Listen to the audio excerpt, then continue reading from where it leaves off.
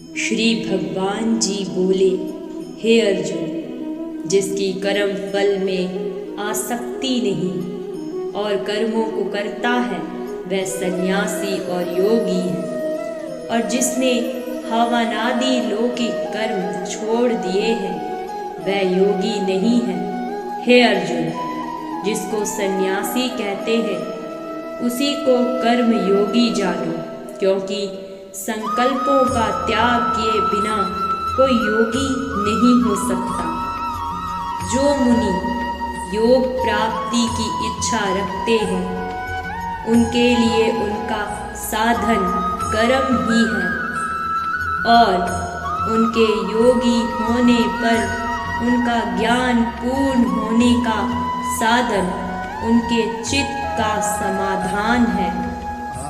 जब मनुष्य विषय और कर्मों की आसक्ति से छूट गया और वासनाओं को उसने त्याग दिया, उसी समय वह योगारूढ़ कहा जाता है। जिसने मन स्वाधीन कर लिया है वह अपना हितकारी है, और जिसने विवेक का त्याग किया है वह स्वयं ही अपना शत्रु है।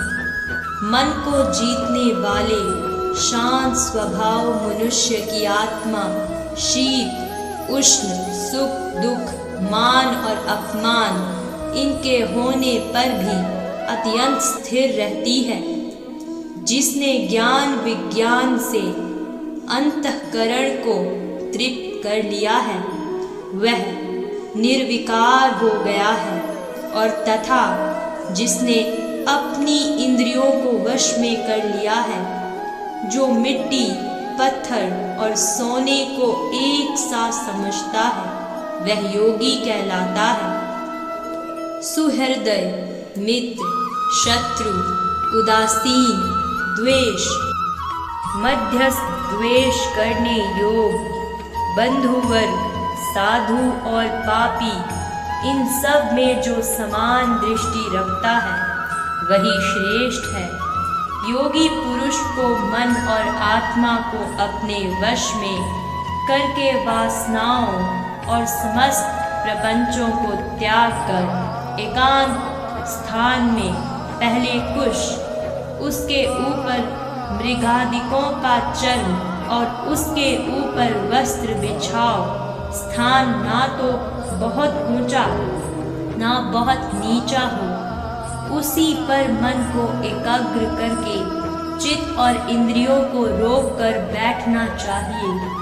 आत्मशुद्धि के लिए योग करना चाहिए। शरीर मस्तक और गर्दन को सम करके अचल होकर स्थिर हो जाओ और अपनी नाक के अग्रभाग को देखता हुआ सब दिशाओं से अपनी दृष्टि हटाए रहे। भय रहित होकर शांत चित्त से ब्रह्मचर्य व्रत का पालन कर मन को रोक कर मुझ में ही लीन हो मन को योग में लगावे। इस प्रकार मन को वश में करने वाले योगी को निरंतर योग अभ्यास करते रहने से मुझ में रहने वाली और अंत में निर्वाण पद अर्थात मेरे स्वरूप में लीन करने वाली शांति प्राप्त होती है। हे अर्जुन, जो अधिक भोजन खाता है या अनेक दिन उपवास करता है, जो बहुत सोता या जागता रहता है, उनको योग प्राप्त नहीं होता। जो उपयुक्त आहार और विहार करता है तथा कर्मों का योग रहित से पालन करता है तथा जो यथा समय सोता और जागता है, योग ऐसे पुरुष का दुख मिटा देता है। तब स्वयं को प्राप्त हुआ चित्त अपनी आत्मा में ही स्थिर हो जाता है और सब कामनाओं से निवृत्त हो जाता है। तभी योगी मोक्ष पद पा जाता है। जिस प्रकार योगी अपने चित्त को निश्चल रखकर उसका संयम करता है और अंतःकरण की समाधि लगाता है, जिस जिस अवस्था में योग अभ्यास के कारण चित्त का वेग रुककर विषयों से पृथक होने लगता है और जब शुद्ध अंतकरण से आत्मा को ही देखकर आत्मा में ही संतुष्ट होता है, जिस अवस्था में वह अत्यंत सुख जो इंद्रियों द्वारा जाना नहीं जाता वरन केवल बुद्धि से जाना जाता है, अनुभव करता है। और जब वह योगी आत्म स्वरूप में स्थित हो, उससे विचलित ना हो, जिस अवस्था को पाकर फिर और कोई बड़ा भारी दुख उसे वहां से चलायमान नहीं कर सकता, इस अवस्था को दुख संयोग वियोग कारक योग नामक जानना हो। सो योग निर्विकल्प चित्त से निश्चय करके ही करना चाहिए। संकल्प से उत्पन्न होने वाली समस्त कामनाओं को त्याग कर और मन में सकल इंद्रियों को चारों ओर से रोककर धैर्य के साथ बुद्धि और अपने अधीन कर धीरे धीरे विषयों से दूर हटें और भली भांति मन को आत्मा में स्थिर करके किसी पदार्थ की चिंता ना करें। वह चंचल और अस्थिर मन जिधर जिधर जाए उधर उधर से इसको हटाकर आत्मा के वश में करना चाहिए। जिस प्रकार शांत चित्त तथा रजोगुण से रहित निष्पाप तथा ब्रह्म स्वरूप योगी को उत्तम सुख प्राप्त होता है, इस रीति से निरंतर योग अभ्यास करने वाला योगी समस्त पापों से छूटकर सहज ही उस परम सुख को पा लेते हैं जो ब्रह्म के संयोग से प्राप्त होता है। जिसका मन योग में स्थिर हो गया, उसकी दृष्टि भी सर्वत्र समान हो जाती है। वह सब प्राणियों में अपने को और अपने मन में सब प्राणियों को देखता है। जो सब में मुझको और मुझ में सबको देखता है, उससे मैं अलग नहीं हूँ और मुझसे वह अलग नहीं है। जो अभेद भाव से रहता है, वह सब प्राणियों में स्थिर हो मेरा मनन करता है। वह योगी चाहे जिस अवस्था में रहे मुझसे मिलता है। हे अर्जुन, जो सब प्राणियों के दुख सुख को अपने दुख सुख के समान समझता है और सबको समभाव से देखता है, वही श्रेष्ठ योगी है। अर्जुन ने कहा कि हे मधुसूदन, आपने जो ये योग सिखाया कि सबको अपने समान देखें, सो मन के चंचल होने के कारण उसकी दृढ़ स्थिति अपने में नहीं देखता हूँ। हे कृष्ण, मन बड़ा ही हठी पराक्रमी और दृढ़ है। इसको अधीन रखना तो मुझे वायु को बांध रखने के समान प्रतीत होता है।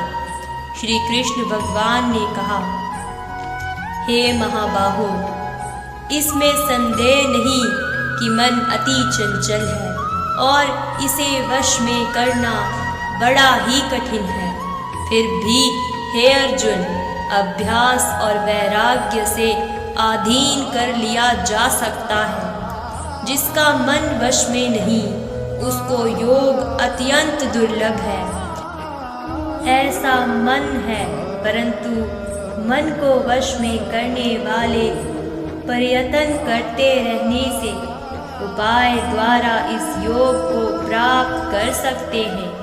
अर्जुन ने कहा, हे कृष्ण, जिसमें श्रद्धा तो है, पर जो योग प्राप्त करने में सफल नहीं हुआ है और जिसका चित्त योग से विचलित हो गया है, वह योग सिद्धि नहीं पाने से किस गति को जा पहुंचता है। हे महाबाहो, जिसका पहला आश्रय भी गया और ब्रह्म प्राप्ति भी नहीं हुई, वह दोनों उस ओर से भ्रष्ट होकर विच्छिन्न मेघ के समान नष्ट तो नहीं हो जाता। हे कृष्ण, मेरा यह संदेह आपको ही दूर करना पड़ेगा। इसको दूर करने वाला आपके अतिरिक्त अन्य कोई नहीं है। श्री भगवान बोलते हैं, हे तात पार्थ, उसका यहाँ नाश नहीं होगा और परलोक में भी नहीं होगा, क्योंकि उत्तम कार्य करने वाला मनुष्य बहुत दिनों तक पुण्यवानों को प्राप्त होने वाले लोगों में वास करता है और वहाँ से फिर किसी पवित्र और धनवान के घर में आकर जन्मता है, और अथवा वह बुद्धिमान योगियों के ही कुल में जन्म पाता है। इस प्रकार का जन्म पाना भी इस लोक में बड़ा दुर्लभ है। बड़े श्रम और यत्न से जो योग अभ्यास करता है, वह पापों से शुद्ध होकर अनेक जन्मों में प्रसन्न परिश्रम करके सफल होता है और परम गति को पाता है। तपस्वियों से योगी श्रेष्ठ है, ज्ञानियों से भी योगी श्रेष्ठ है। इसीलिए हे अर्जुन, तुम योगी बनो। केवल मुझ में ही मन लगाकर मेरी प्राप्ति के लिए जो मेरा भजन करता है, उसको समस्त योगियों के मध्य मैंने अत्यंत श्रेष्ठ माना है।